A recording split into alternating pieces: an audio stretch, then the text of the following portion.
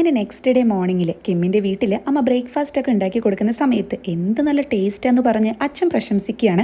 അമ്മ നോക്കുമ്പോൾ രണ്ട് മക്കളൊന്നും മിണ്ടുന്നില്ല. അമ്മ അവരോട് ചോദിക്കുന്നുണ്ട് എങ്ങനെയുണ്ട് ബ്രേക്ക്ഫാസ്റ്റ് എന്ന്. രണ്ടുപേരും നന്നായിട്ടുണ്ടെന്ന് പറഞ്ഞ് ആകെ ഗ്ലൂമി ആയിട്ടാണ് ബ്രേക്ക്ഫാസ്റ്റ് കഴിക്കുന്നത്.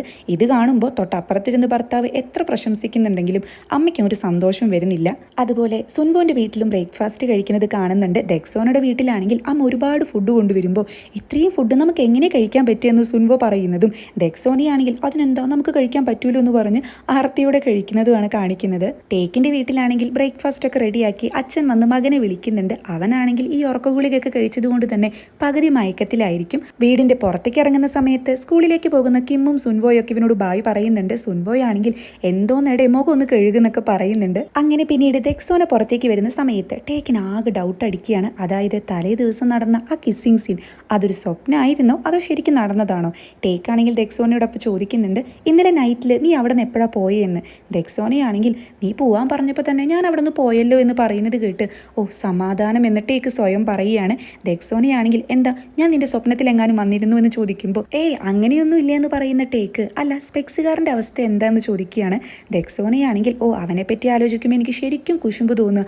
ഒന്നും ചെയ്യാണ്ട് ഇപ്പോൾ ഹോസ്പിറ്റലിൽ സുഖമായി കിടക്കുകയല്ലേ എന്ന് നമ്മൾ പറയുന്നതും ഹോസ്പിറ്റലിൽ സംഭവം ശരി തന്നെയാണ്. സ്പെക്സുകാരൻ അമ്മ ഉണ്ടാക്കി കൊടുക്കുന്ന ഫുഡൊക്കെ കഴിച്ച് അടിപൊളിയായിട്ട് കിടക്കുന്നതാണ് കാണിക്കുന്നത്. അങ്ങനെ അന്ന് നൈറ്റിൽ ഡെക്സോന വീട്ടിലേക്ക് വരുന്ന സമയത്താണ് അച്ഛനും അങ്ങോട്ട് വരുന്നത് കാണുന്നത്. അച്ഛനാണെങ്കിൽ ആഹാ എന്നെ കാത്ത് നിൽക്കുകയായിരുന്നു, ഇതാണ് പെൺകുട്ടികൾ വേണമെന്ന് പറയുന്നത് എന്നൊക്കെ പറയുമ്പോൾ നമുക്ക് ഐസ്ക്രീം കഴിക്കാൻ പോയാലോ എന്ന് ഡെക്സോന പറയുന്നത് കേട്ട് ആഹാ അപ്പോൾ ഐസ്ക്രീം കാത്ത് നിൽക്കുകയായിരുന്നു അല്ലേ എന്ന് അച്ഛൻ ചോദിക്കുകയാണ്. രണ്ടുപേരെയും കാത്ത് നിൽക്കുകയായിരുന്നു എന്ന് ഡെക്സോന പറയുന്നതും അങ്ങനെ അച്ഛൻ ഇവൾക്ക് ഐസ്ക്രീം വാങ്ങി കൊടുക്കുകയാണ്. അച്ഛനാണെങ്കിൽ ഈയിടെയായിട്ട് മോള് നന്നായി പഠിക്കുന്നുണ്ടല്ലേ എന്ന് ചോദിക്കുമ്പോൾ ഇവൾക്ക് ആകെ വിഷമാവുകയാണ്.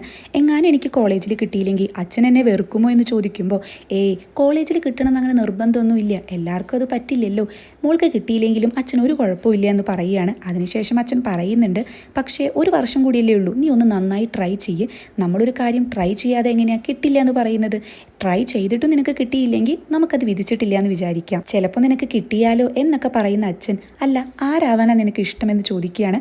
ഇത് കേൾക്കുന്ന ഡെക്സോനയാണെങ്കിൽ ഒന്ന് സൈലന്റ് ആവുകയാണ്.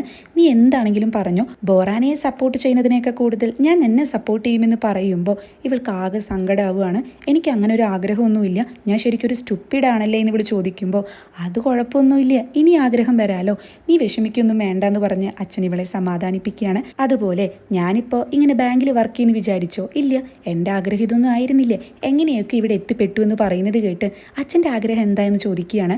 അച്ഛനാണെങ്കിൽ നീയും ബോറാനിയും നോളൊക്കെ നല്ല രീതിയിൽ ജീവിക്കണം, ഒരു സങ്കടം ഉണ്ടാവരുത് എന്ന് അച്ഛൻ പറയുന്നത് കേട്ട് അതല്ല അച്ഛൻ്റെ ഡ്രീം എന്തായെന്ന് ഡെക്സോന ചോദിക്കുകയാണ്. അച്ഛനാണെങ്കിൽ എനിക്ക് ഈ ഒരൊറ്റ ആഗ്രഹം മാത്രമേ ഉള്ളൂ എന്നപ്പോൾ പറയുമ്പോൾ ഡെക്സോനയ്ക്ക് ശരിക്കും കരച്ചിൽ വരുന്നുണ്ട്. പിന്നീട് കാണിക്കുന്നത് നേരത്തെ ഈ അച്ഛന്മാരും അമ്മമാരൊക്കെ കൂടിയിരുന്നൊരു സീനില്ലേ, അതായിരിക്കും. അവിടെ സ്പെക്സുകാരൻ്റെ അച്ഛൻ ഡാൻസ് ഒക്കെ കളിച്ചു കഴിഞ്ഞു എന്ന് പറയുന്നുണ്ട്. എൻ്റെ രണ്ടാമത്തെ മകന് എൻ്റെ ഈ ഡാൻസിൻ്റെ സ്വഭാവം മാത്രം എങ്ങനെ കിട്ടിയെന്ന് എനിക്ക് അറിയാത്തത്, വേറെ ഒരു കഴിവ് അവന് കിട്ടിയിട്ടില്ല, അവനെ ആലോചിച്ചിട്ട് എനിക്ക് ശരിക്കും ടെൻഷനാണെന്ന് പറയുമ്പോൾ ടേക്കിൻ്റെ അച്ഛൻ പറയുന്നത് എനിക്കൊരൊറ്റ ആഗ്രഹമേ ഉള്ളൂ, എൻ്റെ മകൻ എന്നെ പോലെ ആവരുത്, അവൻ മറ്റുള്ള കുട്ടികളെ പോലെ ഇറിറ്റേറ്റഡ് ആവുകയാണെങ്കിലും ദേഷ്യമാവുകയാണെങ്കിലും സന്തോഷം വരികയാണെങ്കിലും അതൊക്കെ എക്സ്പ്രസ് ചെയ്യണം, അവൻ ഭയങ്കര ഇൻട്രോവേർട്ടാണ്, അവന് മറ്റുള്ള കുട്ടികളെ പോലെ പെരുമാറണം എന്നൊക്കെ പറയുകയാണ്. കിമ്മിൻ്റെ അച്ഛനാണെങ്കിലോ എൻ്റെ ആഗ്രഹം ജങ്ങിന് ഇനി ഒരു അസുഖം വരാണ്ട് അവൻ ഹെൽത്തി ആയിട്ട് ജീവിക്കണം എന്നാണ്. ഇതേ ഡിസ്കഷൻ തന്നെ അമ്മമാരുടെ ഇടയിൽ നടക്കുന്നുണ്ട്. അപ്പോൾ കിമ്മിൻ്റെ അമ്മ പറയുന്നുണ്ട് എങ്ങനെയെങ്കിലും ജങ്ങിനൊന്ന് കോളേജിൽ അഡ്മിഷൻ കിട്ടിയാൽ മതി എന്ന്. ബോറാനയുടെ അമ്മയാണെങ്കിൽ എനിക്കും അതൊക്കെ തന്നെയുള്ളൂ, അതുപോലെ ബോറാനയുടെ സ്വഭാവം ഭയങ്കര റഫാണ്, അതൊന്ന് സോഫ്റ്റ് ആകണമെന്ന് പറയുമ്പോൾ സുൻവോൻ്റെ സുൻവോയാണെങ്കിൽ ഭയങ്കര പാവ, ഇങ്ങനെ പാവമായി കഴിഞ്ഞാൽ എങ്ങനെ ഈ ലോകത്ത് ജീവിക്കാൻ പറ്റുക, അവന് കുറച്ച് ബോൾഡായാൽ മതിയായിരുന്നു എന്നൊക്കെ പറയുന്നൊരു സീൻ കാണിക്കുന്നുണ്ട്. അതുപോലെ കാണിക്കുന്നത് നേരത്തെ ഡെക്സോന സ്പെക്സുകാരൻ്റെ അച്ഛനോട് ചോദിച്ചല്ലോ എങ്ങോട്ടാ പോകുന്നതെന്ന്. അപ്പോൾ ആള് പറഞ്ഞു അതൊരു സീക്രട്ട് ആണെന്ന്. അങ്ങനെ ആൾ ഇറങ്ങിപ്പോകുന്നതും ടേക്കിൻ്റെ അച്ഛനാണെങ്കിൽ എന്തോ ഒളിപ്പിച്ച് കൊണ്ടുവരുന്നുണ്ടായിരുന്നു എന്ന് പറഞ്ഞില്ലേ, അതെന്താണെന്ന് വെച്ചാൽ ഒരുപാട് ന്യൂസ് പേപ്പർ തന്നെയായിരിക്കും അത്. പക്ഷേ ആളത് കൊണ്ടുവന്നിരിക്കുന്നത് അതിൽ ഓരോ ന്യൂസ് പേപ്പറിലും ടേക്കിൻ്റെ ന്യൂസ് വന്നിട്ടുണ്ടായിരിക്കുമല്ലോ, ആ പേപ്പർ കട്ടിങ്സൊക്കെ കീറിയെടുത്ത് ഒരു ബുക്കിൽ ഇങ്ങനെ ഒട്ടിക്കുകയാണ്. അതൊരു ആൽബം തന്നെയായിരിക്കും, അതിലിതുപോലെ ഒരുപാട് ഫോട്ടോസൊക്കെ ഒട്ടിച്ചിട്ടുണ്ടായിരിക്കും. ടെക്സുകാരൻ്റെ അച്ഛനാണെങ്കിൽ ഒരു ടാക്സിയിൽ കയറി പോകുന്നതും കാണിക്കുന്നുണ്ട്. നെക്സ്റ്റ് സീനിൽ ഡെക്സോന ഉറക്കം വരാതെ കിടക്കുന്നതും പിന്നീട് അവൾ ഡയറി എഴുതുന്നതാണ് കാണിക്കുന്നത്. എല്ലാവർക്കും ഓരോ ഡ്രീം ഉണ്ട്, പക്ഷേ എനിക്ക് മാത്രമില്ല, ഇതിനെപ്പറ്റി വലിയ കുഴപ്പമാണെന്നാണ് ഞാൻ വിചാരിച്ചത്, പക്ഷേ അച്ഛനോട് സംസാരിച്ച് കഴിഞ്ഞതിന് ശേഷം എനിക്കിപ്പോൾ ഇത്തിരി ആശ്വാസം തോന്നുന്നുണ്ട്, എന്നാലും ഡ്രീംസ് ഉള്ളവരെ പറ്റി ആലോചിക്കുമ്പോൾ എനിക്ക് കുശുമ്പാണ്. നോളിന് സിംഗർ ആവണമെന്ന് പറയുന്നു, ജായുവിനാണെങ്കിൽ അവൾക്ക് അവൾക്ക് ഹെയർ ഡ്രസ്സർ ആവണമെന്ന് പറയുന്നു. അതെന്താ എനിക്ക് മാത്രം ഡ്രീം ഇല്ലാത്ത എന്നൊക്കെ ഇവൾ ഡയറിയിൽ എഴുതുന്നതാണ് കാണിക്കുന്നത്. അങ്ങനെ നെക്സ്റ്റ് ഡേ മോർണിംഗിൽ അമ്മ ഉണ്ടാക്കി കൊടുത്ത ഭക്ഷണം ബോറാനയ്ക്ക് ഏൽപ്പിക്കാൻ ദെക്സോന പോകുന്നതും ദെക്സോന ഹോസ്റ്റലിൽ എത്തുന്ന സമയത്ത് ഇങ്ങനെ ബാർ എക്സാമിന് പഠിക്കുന്നത് വലിയ കാര്യം എന്ന വിചാരം എന്നൊക്കെ പറഞ്ഞ് ബോറാനയുടെ റൂമിലേക്ക് കയറുകയാണ്. എന്നാൽ റൂം കാണുമ്പോൾ ദെക്സോനയുടെ കിളി പോവാണ്. അത് അത്രയും ഒരു ഇടുങ്ങിയ റൂമായിരിക്കും. അതിൽ തന്നെയായിരിക്കും അവൾ ഫുഡ് കഴിക്കുന്നതും പഠിക്കുന്നതും. തീരെ സ്ഥലം ഉണ്ടായിരിക്കില്ല. ഇത് കാണുമ്പോൾ ദെക്സോനയ്ക്ക് ശരിക്കും കരച്ചിൽ വരികയാണ്. ബോറാനയാണെങ്കിൽ നിനക്ക് എന്താ പറ്റിയെന്ന് ചോദിക്കുമ്പോൾ ഇതുപോലത്തെ സ്ഥലത്താണോ ചേച്ചി കിടക്കുന്നത്, ചേച്ചി എന്താ എപ്പോഴും ന്യൂഡിൽസ് കഴിക്കുന്നത്, റൈസ് ഒന്നും കഴിക്കാൻ പൈസ ഇല്ലേ കയ്യിലെന്ന് ചോദിച്ച് ഇവളങ്ങ് കരഞ്ഞ് കെട്ടിപ്പിടിക്കുകയാണ്. ബോറാനയാണെങ്കിൽ എൻ്റെ കയ്യിൽ പൈസയുണ്ട്, സമയമില്ലാഞ്ഞിട്ടാന്ന് അപ്പോൾ പറയുന്നുണ്ട്. അങ്ങനെ ഒരു സങ്കട സീനാണ് അവിടെ കാണിക്കുന്നത്. അന്ന് നൈറ്റിൽ ദെക്സോന ഡയറിയിൽ എഴുതുന്നുണ്ട്, ഞാൻ ഏറ്റവും നാണം കെട്ടുപോയ ദിവസം ഇന്നാണ്. കാരണം ആ സമയത്ത് ഞാൻ എന്തിനാ ചേച്ചിയുടെ കയ്യിൽ കിടന്ന് കരഞ്ഞതെന്ന് എനിക്ക് ഇപ്പോഴും അറിയില്ല എന്നൊക്കെ. പിന്നീട് കാണിക്കുന്നത് ബോറാന ഇരുന്ന് ഫുഡ് കഴിക്കുന്നതും ജങ് ആണെങ്കിൽ മാഗിക്ക് ഇരുന്ന് ഒരു ലവ് ലെറ്റർ ഒക്കെ എഴുതുന്നുണ്ട്. ആ ലെറ്റർ പിന്നീട് ദെക്സോനയ്ക്ക് കൊടുക്കുന്നുണ്ട്. അന്ന് മാത്രമല്ല പിറ്റേ ദിവസവും അതിൻ്റെ പിറ്റേ ദിവസവും ഒക്കെ ജങ് ദെക്സോനയുടെ കയ്യിൽ കത്തുകൾ കൊടുത്തയക്കുന്നുണ്ട്. അങ്ങനെ ഒരു ദിവസം നൈറ്റിൽ ദെക്സോന തിരിച്ചു മറുപടി കത്തായിട്ടാണ് വരിക. കത്ത് കൊടുത്തതിന് ശേഷം ദെക്സോന വിഷമിച്ചാണ് തിരിച്ചു പോകുന്നത്. കത്ത് തുറന്നു നോക്കുമ്പോൾ എന്നെ മറക്കണം, അതാണ് ഞാൻ ആഗ്രഹിച്ചത് എന്ന് മാഗി എഴുതിയത് കണ്ട് ജങ് ആകെ തകർന്നു പോവുകയാണ്. ആ ലെറ്ററിന്റെ കൂടെ ഇവൻ അന്ന് കൊടുത്ത സ്പേസ് അഡ്വഞ്ചറിന്റെ കാർഡും ഉണ്ടായിരിക്കും. പിന്നെ ദെക്സോനയുടെ ഒരു വോയിസ് ആണ് പ്ലേ ആവുന്നത്. അതായത് 35 ലെറ്ററുകൾ ജങ് ചേട്ടൻ എഴുതിയിട്ടും ഒരു ലെറ്റർ മാത്രമാണ് മാഗി തിരിച്ചു തന്നത്. അതവർ തമ്മിലുള്ള അവസാന ലെറ്റർ ആയിരുന്നു. അവള് ഈ സമ്മർ വെക്കേഷനിൽ US പോവുകയാണ്. ഒരുപക്ഷെ എന്നെ ആയിട്ടുള്ള കണക്ഷൻ പോലും ഇതിനു ശേഷം ഇല്ലാതാവാം എന്നായിരിക്കും ആ വോയിസ്. അങ്ങനെ പിന്നീട് സമ്മർ വെക്കേഷൻ സ്റ്റാർട്ട് ചെയ്യുന്ന സമയത്ത് ജങ് ആണെങ്കിൽ അവന്റെ ബുക്സും ഡ്രസ്സും ഒക്കെ എടുത്തിട്ട് അമ്പലത്തിലേക്ക് പോവാണ്. ഇവൻ ഇങ്ങനെ ഒരു ശീലം ഉണ്ടല്ലോ. ദെക്സോനയാണെങ്കിലും സ്റ്റഡി റൂമിൽ ഇരുന്ന് പഠിക്കുന്ന സമയത്ത് അവളുടെ നോസിൽ നിന്ന് ബ്ലഡ് വരികയാണ്. ഫസ്റ്റ് ടൈമാണ് അങ്ങനെ വരുന്നത്. അവളാണെങ്കിൽ ചിരിക്കുകയാണ് ചെയ്യുന്നത്. അതുപോലെ നവംബർ ഒക്കെ ആവുന്ന സമയത്ത് ബേസ്ബോൾ ഒക്കെ കഴിഞ്ഞ് ഒരു ടീം വിജയിക്കുന്നുണ്ട്. അന്ന് ഹോസ്പിറ്റലിൽ വെച്ചിട്ട് കിമ്മിന്റെയും ദെക്സോനയുടെയും ടേക്കിന്റെ അച്ഛൻ ബെറ്റ് വെച്ചിരുന്നല്ലോ. അതിൽ ദെക്സോനയുടെ അച്ഛൻ തോൽക്കുമ്പോൾ മറ്റു രണ്ടുപേരും വിജയിക്കുകയാണ്. ദെക്സോനയുടെ അച്ഛനാണെങ്കിൽ ബെറ്റ് പ്രകാരമുള്ള കാശ് എടുത്ത് കൊടുക്കുന്നുണ്ട്. ബോയ്സ് എല്ലാം സ്റ്റഡി റൂമിൽ ഇരുന്ന് പഠിക്കുന്ന സമയത്ത് സ്പെക്സുകാരനാണെങ്കിൽ ഉറക്കം തൂങ്ങി വീഴുന്നുണ്ട്. ഒരു മാറ്റവും ഇല്ല. പിന്നീട് ദെക്സോന ഡയറിയിൽ എഴുതുന്നത് പോലെ അവളുടെ ഒരു വോയിസ് ആണ് അവിടെ പ്ലേ ചെയ്യുന്നത്. ഡിസംബർ 5-ാം തീയതി ഈ വർഷത്തെ ആദ്യത്തെ മഞ്ഞു വീഴ്ച തുടങ്ങി എന്ന് പറയുന്നതും ടേക്കിന്റെ അച്ഛനും സുൻവോന്റെ അമ്മയൊക്കെ ഇരുന്ന് ഫുഡ് കഴിക്കുന്നതാണ് കാണിക്കുന്നത്. ആ സമയത്ത് ടേക്കിന്റെ അച്ഛൻ ചോദിക്കുന്നുണ്ട്, മഞ്ഞുകാലൊക്കെ സ്റ്റാർട്ട് ചെയ്തില്ലേ, നമുക്കിനി ഒരുമിച്ച് താമസിച്ചാലോ എന്ന്. ഇത് കേട്ടിട്ട് സുൻവോന്റെ അമ്മ ഒന്നും പറയുന്നില്ല, പകരം ചിരിക്കുകയാണ് ചെയ്യുന്നത്. ഇത്രയും കാലമായിട്ട് ഇപ്പോഴെങ്കിലും ടേക്കിന്റെ അച്ഛൻ ഇങ്ങനെ ചോദിച്ചു. ഇനി വെറും ഒരാഴ്ച കൂടിയുള്ളൂ ക്ലാസ് അടയ്ക്കാൻ. അത് കഴിഞ്ഞാൽ ഞങ്ങളുടെ എല്ലാവരുടെയും സീനിയർ കാലഘട്ടം കഴിയുകയാണ്. ഞങ്ങളുടെ ഈ സീനിയർ കാലഘട്ടത്തിലെ ടേക്ക് 3 റെക്കോർഡുകളാണ് പൊട്ടിച്ചത്. ഏകദേശം 111 മാച്ചാണ് ഈ വർഷത്തിൽ അവൻ കളിച്ചത് എന്നൊക്കെ ദെക്സോന പറയുന്നതും. ദെക്സോനയുടെ വീട്ടിലാണെങ്കിൽ അച്ഛനും അമ്മയും ന്യൂസ് കാണുന്നതാണ് കാണിക്കുന്നത്. അതായത് ഈ വർഷം കോളേജിലേക്കുള്ള അപ്ലിക്കേഷനുകളുടെ എണ്ണം കൂടുതലാണെന്നും വളരെ നല്ലൊരു കോമ്പറ്റീഷൻ തന്നെയാണ് എൻട്രൻസ് എക്സാമിന് ഉണ്ടാവുക എന്നൊക്കെ പറയുന്നതായിരിക്കും ആ ന്യൂസ്. പിന്നീട് ഇവർ 4 പേര് ഇങ്ങനെ ഇരിക്കുന്ന സമയത്ത് സ്പെക്സുകാരൻ ചോദിക്കുന്നുണ്ട്, എൻട്രൻസ് എക്സാം എങ്ങനെ ഉണ്ടായിരുന്നു എന്ന്. ദെക്സോനയാണെങ്കിൽ അയ്യോ എന്നോട് ചോദിക്കില്ലേ എന്നാണ് പറയുന്നത്. ഇവൻ കിമ്മിനോട് ചോദിക്കുമ്പോൾ നിനക്കെന്താ ഭ്രാന്താണോ, ഞാൻ എന്നോ പാസ്സായതാണെന്ന് പറയുന്നത് കേട്ട് കൺഗ്രാജുലേഷൻ, ഞാനത് മറന്നുപോയി എന്ന് പറയുകയാണ്. അല്ല ജങ് ചേട്ടൻ എക്സാം എങ്ങനെ ഉണ്ടായി എന്നാവോ എന്ന് ചോദിക്കുമ്പോൾ അവനും എളുപ്പമുണ്ടായിരിക്കും, പഠിക്കാൻ വേണ്ടിയിട്ട് അമ്പലത്തിലൊക്കെ പോയി നിൽക്കുന്നതല്ലേ എന്നപ്പോൾ കിമ്മു പറയുന്നുണ്ട്. എന്നിട്ട് സുൻവോട് ചോദിക്കുന്നുണ്ട് എങ്ങനെ ഉണ്ടായിരുന്നു എക്സാം എന്ന്. നന്നായിരുന്നു എന്ന് പറയുന്നത് കേട്ട് നിങ്ങളൊക്കെ ഇങ്ങനെ ഗ്ലൂമി ആയിരിക്കല്ലേ, അടുത്ത സാറ്റർഡേ എന്താ പ്ലാൻ, കോളേജ് മ്യൂസിക് ഫെസ്റ്റിവൽ നടക്കില്ലേ, ഞാൻ എല്ലാവർക്കും ടിക്കറ്റ് എടുത്തിട്ടുണ്ടെന്ന് പറയുമ്പോൾ എല്ലാവരും ഹാപ്പി ആവുകയാണ്. ഞാനില്ലെങ്കിൽ നിങ്ങൾ എന്ത് ചെയ്തേനെ എന്നപ്പോൾ സ്പെക്സുകാരൻ ചോദിക്കുന്നുണ്ട്. അങ്ങനെ ഇവർ സാറ്റർഡേ പറഞ്ഞതുപോലെ തന്നെ എല്ലാവരും ഫെസ്റ്റിവലിന് പോകുന്നതും സ്പെക്സുകാരനാണെങ്കിൽ അയ്യോ നേരം വൈകി എന്ന് പറഞ്ഞ് ഓടുന്നുണ്ട്. പിന്നീട് വീണ്ടും ദെക്സോനോട് ഒരു വോയിസ് ആണ് അവിടെ പ്ലേ ചെയ്യുന്നത്. ക്രിസ്മസിന്റെ തലേ ദിവസമായിരുന്നു ആ ഫെസ്റ്റിവല്. ശരിക്കും പറഞ്ഞാൽ ഞങ്ങളുടെ യൗവന കാലഘട്ടത്തിലെ അവസാന കൂടിച്ചേരൽ അതായിരുന്നു എന്ന് പറയുന്നതും. അതായത് ദെക്സോനയുടെ അച്ഛൻ ആ കലണ്ടർ മാറ്റിയിട്ട് പുതിയ വർഷത്തെ കലണ്ടർ ഇടുകയാണ്. 1990 പുതിയ വർഷമായി. അതായത് ഞങ്ങൾക്ക് എല്ലാവർക്കും 20 വയസ്സ് തികയാണെന്ന് ദെക്സോന പറയുന്നതാണ് കാണിക്കുന്നത്. അതുപോലെ കിമ്മിന് എയർഫോഴ്സ് അക്കാദമിയിൽ അഡ്മിഷൻ കിട്ടിയെന്ന് പറയുന്നതും കിമ്മി ഡ്രസ്സൊക്കെ പാക്ക് ചെയ്യുന്ന സമയത്ത് ഹാങ്ങറിൽ തൂക്കിയിട്ട് ആ പിങ്ക് ഷർട്ട് എടുക്കാൻ മറക്കുന്നില്ല. അതുപോലെ സുൻവോക്കാണെങ്കിൽ മെഡിക്കൽ സ്കൂളിൽ സ്കോളർഷിപ്പോട് കൂടിയാണ് സീറ്റ് കിട്ടുന്നത്. അതായത് പൈസയൊന്നും അടയ്ക്കേണ്ടി വരില്ല. ഈ ന്യൂസ് അറിയുന്ന സുൻവോന്റെ അമ്മയാണെങ്കിൽ കരയുകയാണ്. സുൻവോ അപ്പോൾ സമാധാനിപ്പിക്കുന്നുണ്ട്. അതുപോലെ ഒരുപാട് അറ്റംപ്റ്റിന് ശേഷം ജങ് ചേട്ടനെ കോളേജിൽ അഡ്മിഷൻ കിട്ടിയെന്ന് പറയുന്നതും അമ്മയും അച്ഛനും അത് ശരിക്കും ആഘോഷിക്കുന്നതും കാണിക്കുന്നുണ്ട്. അങ്ങനെ എല്ലാവരും അവരുടെ സ്വപ്നത്തിലേക്കുള്ള ആദ്യത്തെ സ്റ്റെപ്പ് പൂർത്തിയാക്കി.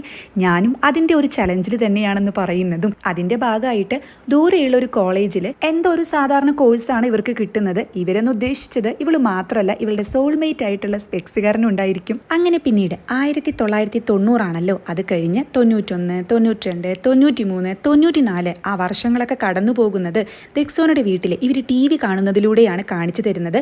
മാറ്റങ്ങളൊക്കെ നന്നായി മനസ്സിലാവുന്നുണ്ട്. ദെക്സോനയുടെ മുടിക്ക് നീളമൊക്കെ വെക്കുന്നുണ്ട്. അങ്ങനെ കിമ്മിന്റെ അച്ഛനും അമ്മയും സൈക്കിൾ ഓടിച്ചു പഠിക്കുന്ന സമയത്താണ് അവിടേക്ക് വരുന്ന സുൻവോന്റെ അമ്മ. വീക്കെൻഡല്ലേ പിള്ളേരൊക്കെ വരത്തില്ലേന്ന് ചോദിക്കുമ്പോൾ പിന്നെ വരാതെ ടേക്കിന്റെ ബർത്ത്ഡേ അല്ലേ എല്ലാവരും വരുന്നുണ്ടെന്ന് പറയുന്നതും സ്പെക്സുകാരനോ എന്ന് ചോദിക്കുമ്പോൾ അവനവന്റെ ചേട്ടന്റെ റെസ്റ്റോറന്റിൽ നിൽക്കില്ലേ, എന്തായാലും വരും, അവന് ലീവ് ഉണ്ടായിരിക്കുമെന്ന് ഇവർ പറയുകയാണ്. അങ്ങനെ സുൻവോന്റെ അമ്മ ടേക്കിന്റെ വീട്ടിലേക്കാണ് കയറുന്നത് കാണിക്കുന്നത്. അവർ ഒന്നായി എന്ന് കാണിക്കുന്നത് എങ്ങനെയാണെന്നറിയോ? ടേക്കിന്റെ വീടിനും സുൻവോന്റെ വീടിനിടയിൽ ഒരു മതിലുണ്ടായിരുന്നല്ലോ, അതൊന്ന് പൊളിച്ചു കളഞ്ഞിട്ടുണ്ടായിരിക്കും. അതുപോലെ ജീഞ്ചു പഴയ ജീഞ്ചു അല്ല, വലിയ കുട്ടിയായിട്ടുണ്ടായിരിക്കും. അങ്കിളെ എന്നാണ് ടേക്കിന്റെ അച്ഛനെ വിളിച്ചിരുന്നെങ്കിൽ ഇപ്പോൾ അച്ഛ എന്നാണ് വിളിക്കുന്നത്. ആളുടെ നരച്ച മുടി പറിച്ചെടുത്തതിന് പൈസ ചോദിക്കുകയാണ്. ആ സമയത്താണ് അവിടേക്ക് സുൻവോന്റെ അമ്മ വരുന്നതും ഇവർ രണ്ടുപേരും വർത്താനം പറയുന്നതൊക്കെ കാണിക്കുന്നുണ്ട്. ദെക്സോനയുടെ വീട്ടിലാണെങ്കിലോ ബാങ്കിൽ അവർ ഡെപ്പോസിറ്റ് ചെയ്തിട്ടില്ല അവരുടെ സേവിങ്സ് ഒക്കെ. അമ്മ ഇങ്ങനെ ബാങ്കിൽ ബുക്ക് നോക്കുന്നതും അങ്ങോട്ട് വരുന്ന അച്ഛനാണെങ്കിൽ എപ്പോഴും ഇങ്ങനെ നോക്കേണ്ട ആവശ്യമുണ്ടോ എന്നാൽ നീ അതങ്ങ് തൂക്കിയിട്ടേക്കെന്ന് പറഞ്ഞ് കളിയാക്കുകയാണ്. അമ്മയാണെങ്കിൽ ഇപ്പം നമ്മുടെ ഒരുപാട് കാശായി, നമുക്കിനി എത്രയും പെട്ടെന്ന് ഈ ബേസ്മെന്റിൽ നിന്ന് മാറണം, എന്നിട്ട് ഒരു അപ്പാർട്ട്മെന്റിലേക്ക് താമസം മാറ്റണം എന്ന് പറയുമ്പോൾ അത് ശരിയാ, നമുക്കിപ്പോൾ പൈസ സമ്പാദിക്കുന്ന 2 പെൺമക്കളുണ്ടല്ലോ, അതുകൊണ്ട് തന്നെ ഈ സൂര്യപ്രകാശം കിട്ടാത്ത വീട്ടിൽ നമുക്കിനി താമസിക്കേണ്ടി വരില്ല, അവരും കാശൊക്കെ സമ്പാദിക്കുന്നതല്ലേ, അവരെന്നേക്കാളും മിടുക്കന്മാരാണെന്ന് പറയുമ്പോൾ അല്ലെങ്കിലും പെൺമക്കൾ നല്ലതാണ്, ഇതറിഞ്ഞിരുന്നെങ്കിൽ ഒരു പെൺകുട്ടി കൂടി ആവായിരുന്നല്ലേ എന്ന് അമ്മ ചോദിക്കുമ്പോൾ അത് പെൺമക്കൾ നല്ലതായതുകൊണ്ടല്ല നമ്മുടെ മക്കൾ നല്ലതായതുകൊണ്ടാണെന്ന് അച്ഛൻ തിരുത്തുകയാണ്. സംഭവം ഇപ്പൊ അവരുടെ ലൈഫൊക്കെ സെറ്റ് ആയെങ്കിലും പണ്ടത്തെ പോലെ അവരുടെ കൂടെ ഇരുന്ന് എപ്പോഴും ഭക്ഷണം കഴിക്കാൻ പറ്റില്ലല്ലോ. ഇതുപോലെ വീക്കെൻഡ് ആവണമെന്ന് കാണാൻ, വീക്കെൻഡ് ആണെങ്കിലോ പെട്ടെന്ന് കഴിയും ചെയ്യും. അല്ല ഈ വീക്കെൻഡിൽ ദെക്സോന വരില്ലേ എന്ന് അച്ഛൻ ചോദിക്കുമ്പോൾ പിന്നെ വരാതെ ടേക്കിന്റെ ബർത്ത്ഡേ അല്ലേ, അതുപോലെ നാളെ സൺഡേ ആയതുകൊണ്ട് ബോറാനിയും വരും, പക്ഷെ ലേറ്റ് ആവുമെന്ന് അമ്മ പറയുകയാണ്. കുറച്ചു കാലം കൂടിയും കഴിഞ്ഞാൽ അവരുടെ കല്യാണം കഴിയില്ലേ, അപ്പോൾ പിന്നെ നമ്മൾ ഒറ്റയ്ക്കാകുമെന്ന് അച്ഛൻ പറയുന്നത് കേട്ട് അമ്മയുടെ കണ്ണിൽ വെള്ളം വരികയാണ് ഇപ്പം തന്നെ. നീ എന്തിനാ കരയുന്നേ, കുറേ കാലങ്ങൾക്ക് ശേഷമുള്ള കാര്യമല്ലേ ഞാൻ പറഞ്ഞതെന്ന് പറയുന്ന അച്ഛനോട് അതിനി അധികം താമസമൊന്നുമില്ല, രണ്ടുപേരും അവർക്ക് ഇഷ്ടമുള്ള ആരെങ്കിലുമൊക്കെ കൂട്ടിക്കൊണ്ടുവന്ന് ഞങ്ങൾ കല്യാണം കഴിക്കാൻ പോവാണെന്ന് പറഞ്ഞാൽ നമ്മളത് ചെയ്തു കൊടുക്കേണ്ടേ എന്ന് അമ്മ ചോദിക്കുകയാണ്. അച്ഛനാണെങ്കിൽ നീ ഇങ്ങനെ സില്ലി ആവാതെ, ഞാൻ എന്തായാലും ആ ഒരു നിമിഷത്തിന് വേണ്ടിയിട്ടാണ് കാത്തിരിക്കുന്നത്, ഞാൻ എൻ്റെ മക്കളുടെ കല്യാണത്തിനൊന്നും കരയില്ല എന്ന് പറയുമ്പോൾ പിന്നെ നോക്കാലോ എന്ന് അമ്മ പറയുന്നുണ്ട്. അങ്ങനെ പിന്നീട് ജങ്ങിനെയാണ് കാണിക്കുന്നത്. ജങ് സ്പെക്സ് ഒക്കെ വെച്ചിട്ട് കുറച്ചുകൂടി മെച്യൂർഡ് ആയിട്ടുണ്ടായിരിക്കും. അതുപോലെ അവൻ്റെ റൂമിൽ കമ്പ്യൂട്ടറൊക്കെ ഇരിക്കുന്നത് കാണിക്കുന്നുണ്ട്. അവനാണെങ്കിൽ TV കാണുന്ന സമയത്താണ് അവിടേക്ക് ദെക്സോനയുടെ അമ്മ വരുന്നത്. അമ്മ എവിടെ, വീണ്ടും സൈക്കിൾ ചവിട്ടാൻ പോയോ എന്ന് ചോദിക്കുന്നുണ്ട്. പുറത്ത് അമ്മയാണെങ്കിൽ സൈക്കിൾ ചവിട്ടി പഠിക്കുന്നതാണ് കാണിക്കുന്നത്. ആളാണെങ്കിൽ നൈസായിട്ട് അച്ഛനൊന്ന് തട്ടിയിട്ടിട്ട് വണ്ടി ബ്രേക്ക് പോലും ചെയ്യാതെ പോയിക്കൊണ്ടിരിക്കുകയാണ്. പിന്നീട് നോളിനെ കാണിക്കുന്നുണ്ട്. നോളിനും അത്യാവശ്യം മാറ്റമൊക്കെ വന്നിട്ടുണ്ട്. അവനാണെങ്കിൽ പുറത്തുനിന്ന് വന്നിട്ട് മ്യൂസിക് ഒക്കെ പ്ലേ ചെയ്ത് ഒരു ഡാൻസ് ഒക്കെ കളിക്കുന്നതാണ് കാണിക്കുന്നത്. സുൻവോ ആണെങ്കിലോ ക്ലാസ് കഴിഞ്ഞതിന് ശേഷം സുൻവോ ഇപ്പോഴും മൈക്കിളിന്റെ കൂടെ ആയിരിക്കും. ടേക്കിന്റെ ബർത്ത്ഡേ ആഘോഷിക്കാനുണ്ടെന്ന് പറഞ്ഞ് ഇറങ്ങുന്നതാണ് കാണിക്കുന്നത്. അതുപോലെ സ്പെക്സുകാരൻ ഡാൻസ് ഒക്കെ കളിച്ച് ആകെ ഫ്രീക്കായിട്ട് വരുന്നതും കാണിക്കുന്നുണ്ട്. ടേക്ക് ആണെങ്കിലോ ക്ലബിൽ നിന്ന് ഇറങ്ങുന്ന സമയത്ത് ജൂനിയേഴ്സ് എല്ലാവരും കൂടി തനിക്കൊരു ബർത്ത്ഡേ പാർട്ടി സെറ്റ് ചെയ്തതാണെന്ന് കോച്ച് പറയുന്നതും ടേക്ക് ആണെങ്കിൽ എനിക്ക് എൻ്റെ ഫ്രണ്ട്സിൻ്റെ കൂടെ പ്ലാൻ ഉണ്ടെന്ന് പറയുമ്പോൾ അതറിയാം, അതുകൊണ്ട് അത് ക്യാൻസൽ ആക്കിയെന്ന് കോച്ച് പറയുകയാണ്. കാറ് കൊണ്ടുവന്നിട്ടില്ലെന്ന് ചോദിക്കുമ്പോൾ ഉണ്ടെന്ന് പറഞ്ഞ് ടേക്ക് അവിടെ നിന്ന് പോകുന്നതും കോച്ചിൻ്റെ അസിസ്റ്റൻ്റ് ആണെങ്കിൽ കാറോ, എപ്പോഴാണ് കാറ് വാങ്ങിയെന്ന് ചോദിക്കുകയാണ്. അപ്പോൾ കോച്ച് പറയുന്നുണ്ട് ആ ടൊയോട്ട കോമ്പറ്റീഷൻ ഇല്ലേ അതിൽ വിന്നറായപ്പോൾ കാറാ സമ്മാനം കിട്ടിയത്. അപ്പോൾ അസിസ്റ്റൻ്റ് ആണെങ്കിൽ ചോദിക്കുന്നുണ്ട് അല്ല ടേക്ക് ശരിക്കും കാർ ഓടിക്കുമോ അതോ കാറ് നീങ്ങോ എന്നൊക്കെ ചോദിക്കുമ്പോൾ എടോ അവന് കാർ ഓടിക്കാനൊക്കെ അറിയാം പക്ഷേ പാർക്ക് ചെയ്യാൻ അറിയില്ല എന്ന് പറയുകയാണ്. പിന്നീട് കിം ആ ആർമിയുടെ യൂണിഫോമിലൊക്കെ വരുന്നത് കാണിക്കുന്നുണ്ട്. വീട്ടിലെത്തുന്നതും അച്ഛനും അമ്മയും ചേട്ടനൊക്കെ ഓടി വന്നങ്ങ് ഉമ്മ വെച്ചും കെട്ടിപ്പിടിച്ച് ആഘോഷിക്കുകയാണ്. അങ്ങനെ അവസാനം നമ്മുടെ നായിക ദെക്സോന ഒരു ട്രോളി ആയിട്ട് ഒരു സ്കേർട്ടും കോട്ടൊക്കെ ഇട്ട് നല്ലൊരു എക്സിക്യൂട്ടീവ് ലുക്കിൽ വീട്ടിലേക്ക് വരുന്നതാണ് കാണിക്കുന്നത്. വീട്ടിലേക്ക് കയറുന്നത് പിന്നെ വോയിസ് ആണ് കേൾക്കുന്നത്. നോളിന്റെ സന്തോഷത്തിലുള്ള ചേച്ചി എന്നുള്ള വിളി കേൾക്കുന്നുണ്ട്. ദെക്സോനയാണെങ്കിൽ നീ എങ്ങനെയാണ് ഇത്രയും ചെറുപ്പമായതെന്നപ്പോൾ ചോദിക്കുന്നതും അച്ഛൻ്റെ ബഹളമൊക്കെയാണ് കേൾക്കുന്നത്. അങ്ങനെ ഈ ഒരു സീനോട് കൂടി എപ്പിസോഡ് 17 ഇവിടെ അവസാനിക്കുന്നു.